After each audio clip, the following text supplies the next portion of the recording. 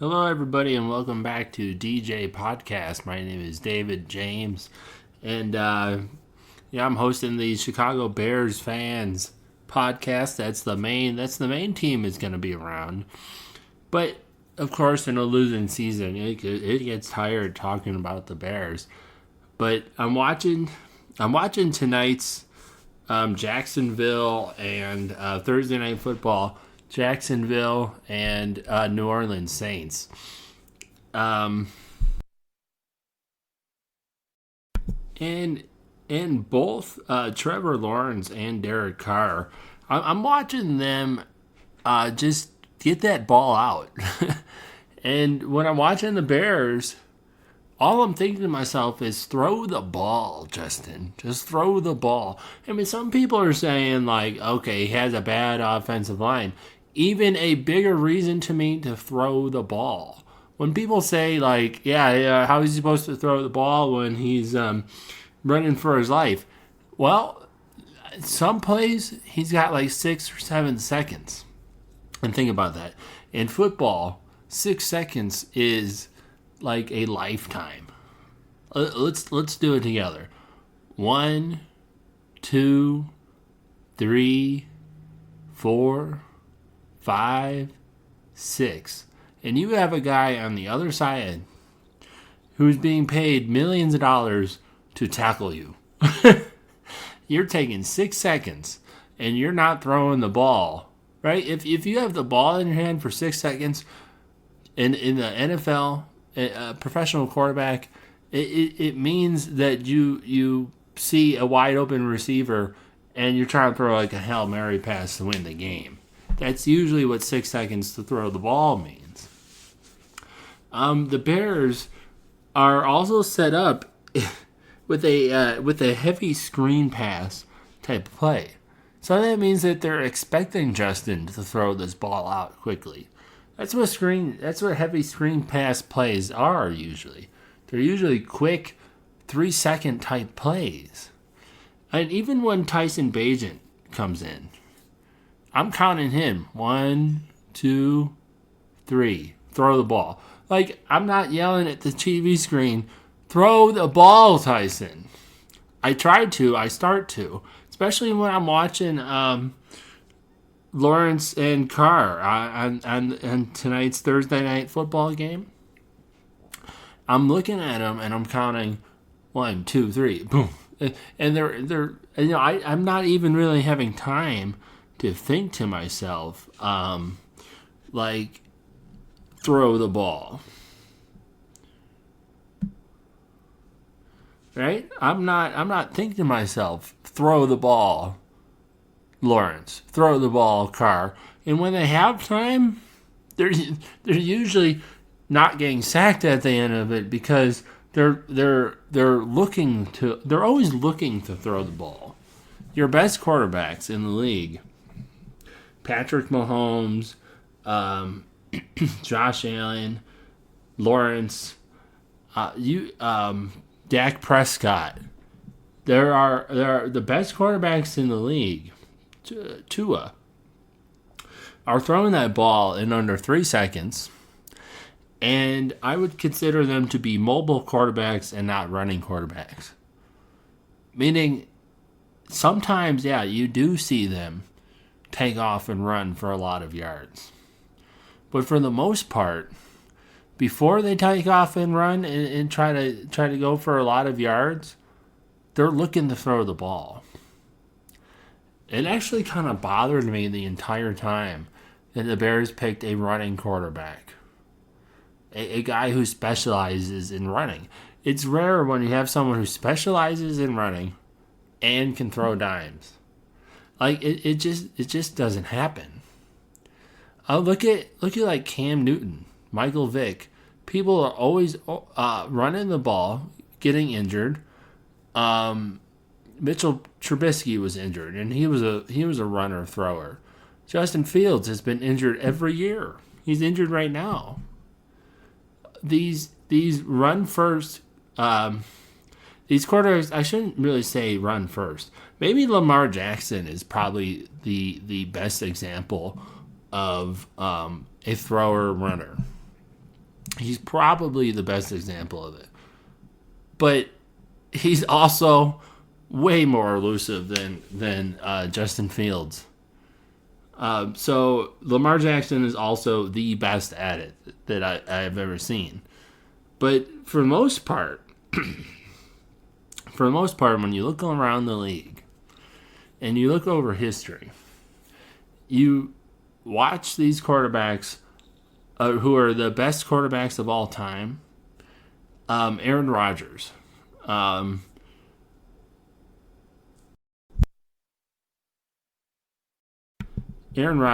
Patrick Mahomes, Justin Lawrence. I could see he's gonna be up there. They run for first downs, but not like all the time. They're always looking for the downfield throw. Right? That's their go-to, is first to throw the ball and then look to run it. When Justin Fields panics, he holds on to it and gets sacked, and doesn't throw the ball, or he'll take off and run into the sack. Like, I don't know. He's starting to scare me. Justin Fields is starting to turn on, in my opinion, he's starting to turn to the side of, we need to look for the new quarterback for next year. I've always, especially coming out of that Washington game, I thought he was going to wake up. And I've been defending Justin Fields for a while. I like I said in the last episode, I'm kind of on a roller coaster with him. Like trade him, sign him for a 10-year deal. Like, his talent is there, and I think my final. I think what's going to end up being my final opinion on Justin Fields is going to be this, and it's going to be hard for him to flip me back. He just doesn't know how to read a defense. He's a good thrower. He's a good runner. He has a lot of talent. He's 6'2". He's a big quarterback. I can see why somebody would draft him. I can see why he got drafted fairly high in the draft. I can see it. But when he's on the field, and it's not practice, it's not a college level game, when he's on the field in NFL speed, with NFL defense coming down at you, he seems to be confused. He looks scared. Like he's scared to throw it. He's scared to make a mistake. He looks like he's lacking confidence. Is that a coaching problem? It could be. I don't know. That's so hard to determine what is and what isn't a coaching problem. Maybe we'll see. Maybe we'll say this week when the Raiders come in town with the playing the Bears. Bagent's going to start. So if Bagent goes out there and looks good and looks like he's throwing the ball, they might win the game. And if he goes out there and kind of looks like Trevor Lawrence, or I don't think he has like the arm strength of Trevor Lawrence, and that's what a lot of people are saying. But let's just say he goes out there and he just doesn't make a mistake. He doesn't fumble it, or he doesn't throw it. Let's just say no interceptions. I know he threw an interception versus I know he threw an interception versus Minnesota last week, but that's coming in at the end of the game and trying to win a game without going through first round practice the whole week and preparing for the team, preparing for Minnesota as QB1, as they would say. You know, like I know he practiced with the team normally. I know that he knows the game plan. It's not like he hasn't been paying attention the whole year and getting ready for that moment. But to come in the middle of the game, in a scrappy game where it just the momentum is not on your side, especially at the end there. Like, he's immediately in like 2-minute drills down. Yeah, they're even losing the game. It's not an easy position to take over and win this game. But let's see him. Let's see him versus Vegas. I mean, even though if we do look at his stats for the little bit he played, he was 10 for 14, 83 yards, an average of 5.9 yards, no touchdowns, and an interception. And he was sacked one time. And Justin Fields threw almost 3 quarters. Did he make it to the fourth? He might be through 3 or most of the way through 3. 6 for 10, 58 yards, an average of 5.8 yards, and 4 sacks. Now, when I look at that, Tyson Bagent not only threw more times, 14 versus 10. It's not hugely different, but Justin Field played for most of the game. He already played at least a half, right? And so Bagent goes out there. I know he's doing a 2-minute drill. He goes out there and throws it more times than Justin, and has a slightly better. Let me look it up. Bagent threw just a tiny bit of the game, had a 71% completion rating. And I know it's a super small sample size, but Fields for the whole year is at like 59%. His highest percentage has been like 61%. He's man, I feel disappointed because I've been rooting for him this entire time, and I feel like by the end of the season we're gonna be saying let's move on from Justin Fields. A bunch of us already are. So I guess the question really is, am I excited about Bagent coming out? Like, is he gonna like, just be the comeback backup quarterback of the year? I mean, we see it every once in a while. We see it. Nick Foles won a Super Bowl twice on an injured Carson Wentz year. He won the Super Bowl once, but he made it to the Super Bowl 2 times. Tom Brady came in as a backup. The what was the famous the Minnesota guy? Kurt Warner, or was that the Rams? It was a long time. It was like 98, 99. It was, but it's one of those things. Sometimes the backup comes in and starts really playing good. I already see better footwork from Bagent, throwing the ball out faster. Maybe you give him a week to prepare, and he comes out and lights up the scoreboard. Then what? That would almost be scary as a Bears fan. Because then what? All of a sudden we have a quarterback controversy in the middle of the year, but they're 1-5. 1-5 or 1-6. It doesn't really matter. I mean, they're not going anywhere, so yeah. I almost think it'd be good. Have a big quarterback controversy in the middle of the year. Throw things way off kilt. Watch it happen. It almost seems like a Bears thing to do, doesn't it? Nah, I think Eberflus is smart enough to know that if Fields comes back healthy, he can't spark a quarterback contest in the middle of the year. I mean, unless the Bagent really blows him away. You know what I mean? You got to give Fields the first game back, but do you give him the second game back? Like, what if Bagent puts together a game tomorrow, Sunday and totally, like I said, just totally lights up the scoreboard and everyone's going, Bagent. And Fields come back and There he is. Just first play of the game getting sacked. A bad defensive read. 5 block and 6. It's just like he's not reading the defense. He's not seeing it. A experienced, he's been in the league 3 years now?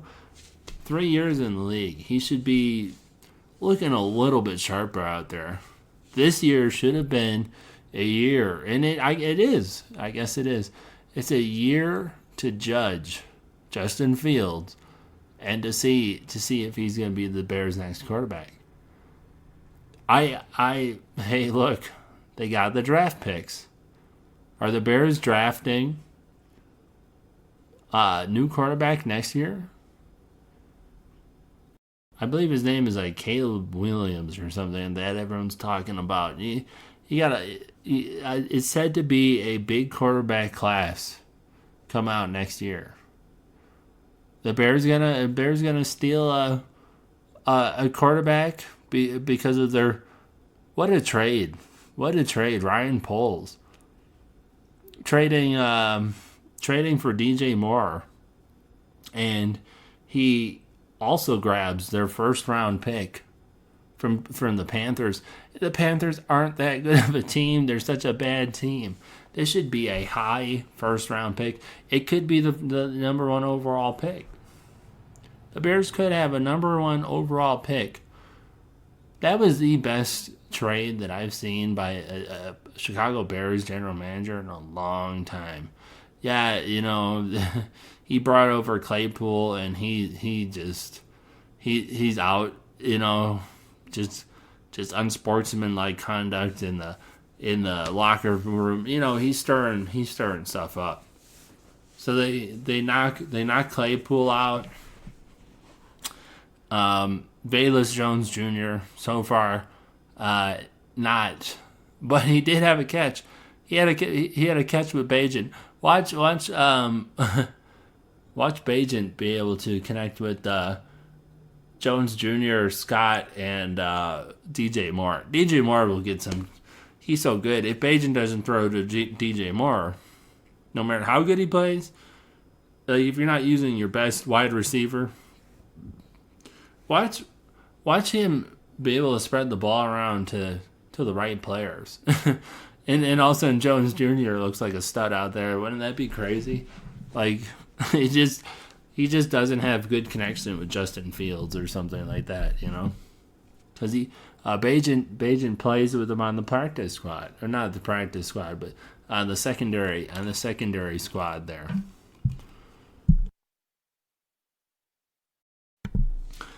I'm not a guy who's saying I'm not a guy who says tank.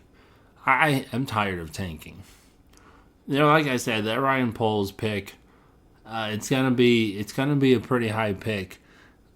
Even the Bears, the way they're trying to win this year, they're only gonna win maybe another 2 or 3 games, and that's about it. And that's if they get another 3. The way they're playing. Because we don't know what type of Justin Fields we get this year. If any of these teams that they're playing next has even a decent defense, the Bears are going to struggle with them. Is the Bears defense going to hold up? They've been playing a lot better lately, but we've seen some bad defensive play by the Bears, especially through the first couple of weeks of the game. So, honestly, do the Bears get even 5 wins this year? You know what I mean? It's not looking good. You're 1-5 right now, and it's just not looking good. Watch it happen though. But now I think they might be picking 1 and 2 next year. First and second pick of the draft. Wouldn't that be crazy? Maybe they pick 2 quarterbacks. Doubtful. If they do that, unless Fields comes in and lights up, or Bagent figures stuff out here, I think we're probably looking at a 60% chance that the Bears draft a quarterback next year. I really think so. And next year is unfortunately going to be quarterback wars. And watch it start this year. It's going to be crazy. That's what we're, as Bear fans, have to look forward to now, is quarterback drama. The year started off so promising. We thought Fields was going to take a leap forward. They looked bad versus Green Bay, bad versus Kansas City. Looked better versus the Broncos, really good versus Washington, then dropped it. Minnesota. We should have at least been competitive versus Minnesota. That's what I've been saying all year. The Bears should be competitive, and they're just not. This is a bad 1-5, and Justin Fields looks bad. I don't know, guys. I think our hope is some quarterback wars. Ryan Poles picks a good pick for next year. Gets a quarterback that can be a thrower or a passer instead of just, I want to see a pass-first quarterback next year. Run second. That's what I want to see. Anyways, thanks for tuning in.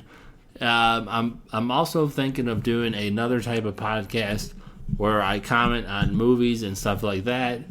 But thanks for tuning in. DJ Podcast. Bear down, guys. It's going to be a fun, wild ride to the end because who knows what we're going to see.